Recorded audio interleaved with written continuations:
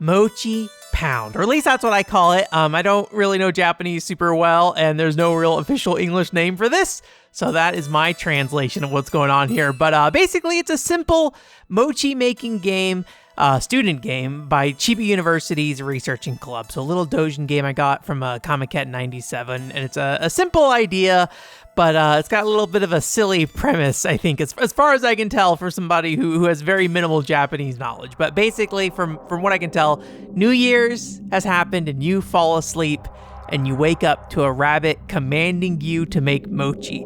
And that mochi needs to be so good that people will choke on eating it. So the goal is, as far as I can tell, to kill as many people as possible by making delicious mochi. So it's a very simple mini game. Basically, you use your mouse to move a mallet up and down to pound mochi, but this mouse has free movement throughout the whole window, so you have to, like, a level of precision that you need to have in addition to your speed of hitting the mochi to make sure you're not hitting outside of the mochi bucket and stuff like that. So you can't do it like super fast. And a part of the reason why you can't do it super fast as well is depending on the rate you hit the mochi, it changes the flavor of it. So if it's a green colored mochi, it's bad flavor. If it's white, it's normal.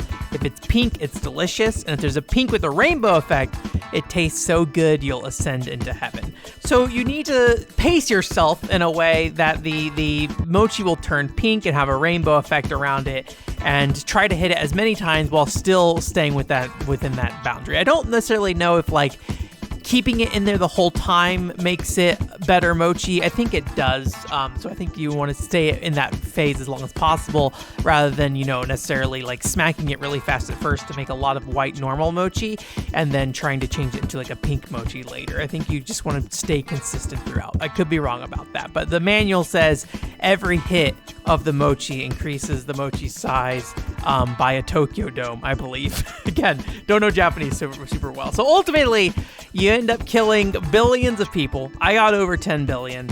And then this like silly little trumpet plays that rewards you for your creating losses in the world. It actually has like a few different tracks, despite how short it is, that kind of fit well with like the foreboding music when the rabbit's talking to you and stuff, and then a more intense theme when you're smacking the mochi thing. So I still think the whole game's like a very silly, fun, basic concept, but when in small cases like this where you're making a very basic tech demo, right? I think it's fun to add, a little bit of extra fun context to it. And as far as I can tell, it seems like they had a good time adding a little murderous rabbit mochi making story here, kind of thing. So very cute.